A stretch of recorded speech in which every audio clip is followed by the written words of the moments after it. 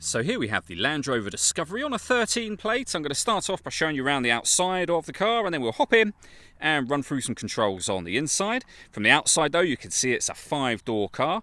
We're going to start off inside the boot and then work our way around the rest of it from there.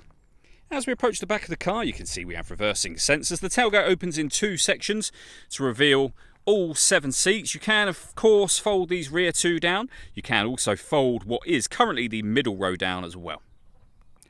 Okay, so we're just going to work our way back around to the front of the car, and then we'll hop in and run through some controls on the inside. But now that we've done a full circle of it, you can see it's in excellent condition the whole way round.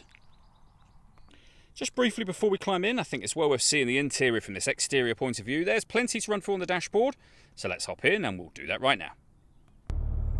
Okay, now that we're inside the car, we're going to start with the dials. Over on the left-hand side, we have the rev counter. We have the speedometer on the right-hand side. In the centre, you can see the total miles of this car, which are 111,522. We've also got the fuel gauge and coolant temperature gauge in that section. A digital readout for the speedometer, and it will show you what gear this car is in. We're currently in park, as this is an automatic. If we back out to the steering wheel, we have stereo controls, cruise control and phone controls all available up here. And just behind the steering wheel, the minus and plus pedals so that you can change up and down a gear manually with this automatic gearbox. Over in the centre, you'll find the touchscreen for the car. So up on here is where you can pair your phone. It's also where you'll access the satellite navigation for the car, which is a nice clear colour display. Very, very easy system to use. You can come back out to the nav menu, or use the back button up the top there to come out to the main menu where we started a moment ago. And at the top, you can see your audio menu. If you turn that system on, obviously we can turn the volume off, and I'll show you the volume control in just a moment. But we're now in the audio menu where we have our DAB radio. We can listen to our own music. We've got a few ways of doing that within the car. Nothing is connected up at the moment, of course, but we can connect up our phone and stream our music that way. And we've got down the bottom here a TV and my video section as well. Working our way down from that, we have the main volume for the stereo.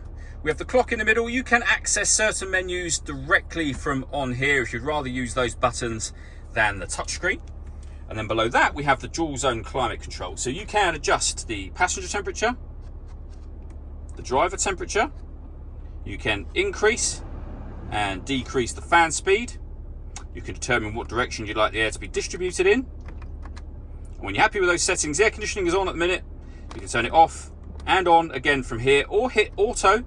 The car will now maintain those temperatures by taking control of the fan speed, which you can hear it doing, and the direction of the air as well. You can override that and put it back on your own settings whenever you wish to. We have a heated rear screen and a proper heated front screen, heated driver seat and passenger seat, both of which have 3 separate heat settings on each.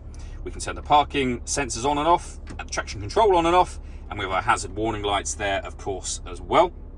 Below that, we have various settings for taking the vehicle off-road. We have some here, a few down the side where you can lock it into 4-wheel drive, or as I say, you can just set these preset conditions here. So you can put the vehicle into, and it shows up on the main display here, gravel, mud ruts, sand, rock crawl, or you can go all the way back to your kind of everyday driving mode. The last thing I wanted to show you are the 3 individual sunroofs in this car. The front one of which you can open up as a proper sliding sunroof. The rear 2 are fixed, but obviously letting a lot of extra light to the cabin area.